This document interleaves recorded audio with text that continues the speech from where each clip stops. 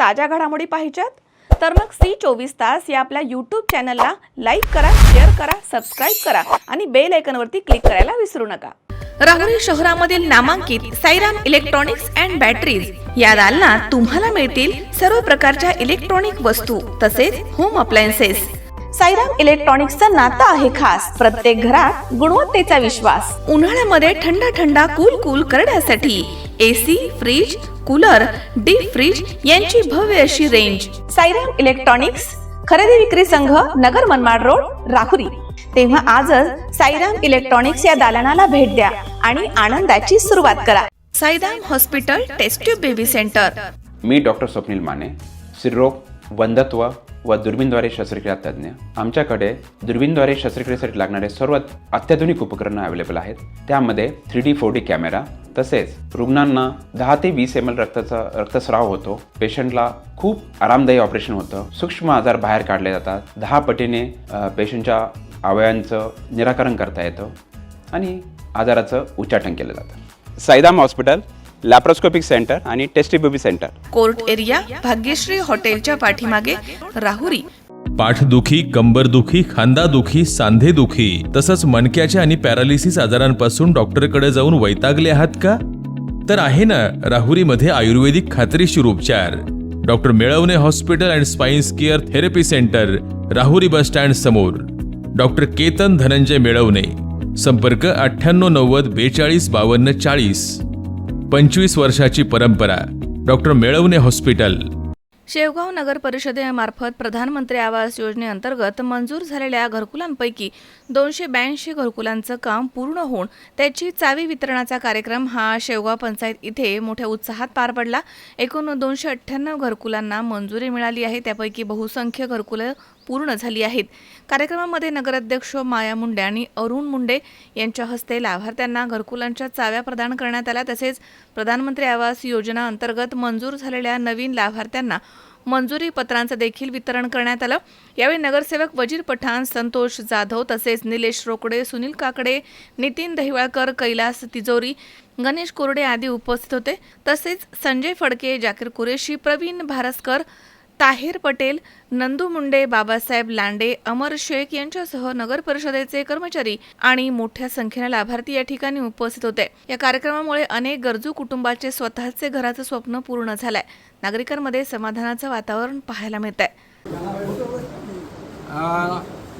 नवीन घरकुल ज्याचं पूर्ण झालं त्याला चाव्या वाटपाचा कार्यक्रम, मंजूर घरकुलाला सर्टिफिकेट वाटण्याचा कार्यक्रम आणि बांधकाम परवानगी असणाऱ्या घरकुलाला बांधकाम परवानगीचा कार्यक्रम, असा कार्यक्रम आज पार पडलेला असून प्रधानमंत्री 1 मध्ये 298 घरकुलं मंजूर होते, त्याच्यापैकी 282 पूर्ण झालेले आणि 16 घरकुलं हे प्रगतीपथावर आहे। त्यानंतर त्या घरकुलाला 7,01,70,000 निधी, जवळजवळ 94% निधी आपला वाटप झालेला आहे। आणि आता नवीन फेज 2 मध्ये 198 घरकुल मंजूर झालेले असून 41 मंजुरीसाठी पाठवलेले आहेत आणि 16 मंजुरी करता सादर करण्यात आलेले। आज त्याच्यात 149 भाडेपावती प्राप्त आणण्यावर राहिलेले आहेत, ते सुद्धा लवकरात लवकर पूर्ण होणार आहेत। आज सर्व ज्यांनी घर बांधले अशा सगळ्या घरकुल धारकांना आज शुभेच्छा देण्यात आल्या। नवीन घरकुल ज्यांना बांधायचे, ज्यांना परवानग्या भेटल्यात, त्यांना सर्टिफिकेट वाटप करण्यात आलं आणि काही घरकुलांना बांधकाम परवानग्या सुद्धा दिल्यात। आज ह्या सभागृहामध्ये नगरपालिकेचे आमचे उपनगराध्यक्ष ताहिरभाई पटेल असतील, माजी उपनगराध्यक्ष वजीरभाई पठाण असतील, आमचे बांधकाम समितीचे सभापती कैलासजी तिजोरी साहेब असतील। आपल्या गरीब लोकांना त्यांना आतापर्यंत घरं नाही, भाड्याने राहतात। आता या ठिकाणी बरेच विषय संतोषनी मांडला, बाबा इंजिनियरनी कमीत कमी किती पैसे घ्यावं, काय घ्यावं। त्याच्यानंतर अनिलरावनी आपले माजी ग्रामपंचायत उपसरपंच यांनी सुद्धा हा विषय मांडला का वाळूचं काय आहे। खरं म्हणजे ग्रामपंचायत किंवा नगरपालिकेने ज्यावेळेस घरकुलाचं कार्यक्रम सुरू केला राज्य शासन असेल, केंद्र शासन असेल, याला भरपूर निधी आहे. आता त्याच्यामध्ये जे काही काही क्रायटेरिया असते त्याच्यामधून आपल्याला जायला लागतंच. त्याच्यात अजून एक चांगली सुधारणा केली तर तुम्ही जिथं राहतात ती जागा जर समजा थोडक्यात शासकीय असेल आणि तुम्ही अतिक्रमण केलं असेल तर तिथं सुद्धा आपण घरकुल देण्याचा शासनाचा प्रस्ताव आहे. त्यामुळं याच्या व्यतिरिक्त आता मी भाईंना जे घरकुलाचं काम पाहतात त्यांना सुद्धा विचारलं, अहो मागच्या वेळेस 20 गुंठे डेअरांनी आपल्याला दान केली होती ग्रामपंचायतला, ती फक्त घरकुलासाठी. त्याच्यातली काही जागा शिल्लक आहे का, त्याच्यामध्ये काही करता येईल का अजून? त्याच्यानंतर त्याच्यातले ते जुने घर असतील ते पडल्यानंतर आपल्याला योजना त्याच्यामध्ये राबवता येतील का? मग ह्या सगळ्या ज्या गोष्टी आहेत याच्या सुद्धा आपण एक कार्यशाळा, अनुभव म्हटले आपण एक कार्यशाळा घेऊ आणि जास्तीत जास्त प्रस्ताव नगरपालिकेकडे मांडावा असं मी आपल्या सर्वांच्या वतीने लाभार्थ्यांना विनंती करतो. या योजनेमार्फत शेवगाव शहरामध्ये ज्यांना घरकुल मंजूर झाले, ज्यांना बांधकाम परवानगी मंजूर झाली, असा हा पंचायत समितीच्या सभागृहामध्ये कार्यक्रम आयोजित करण्यात आला.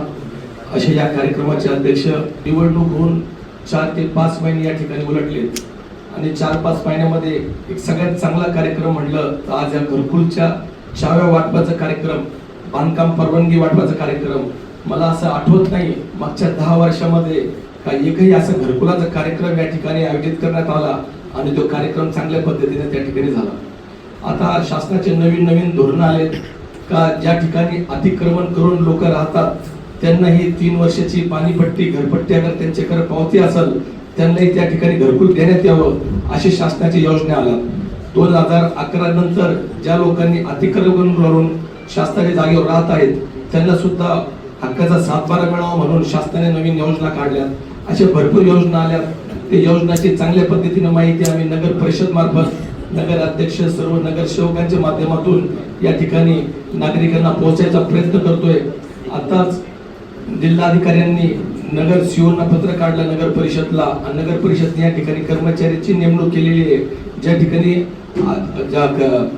लोक अतिक्रमण करून राहतात त्यांचाही सर्वे करण्याचं काम आता 2 दिवसामध्ये चालू होणार आहे.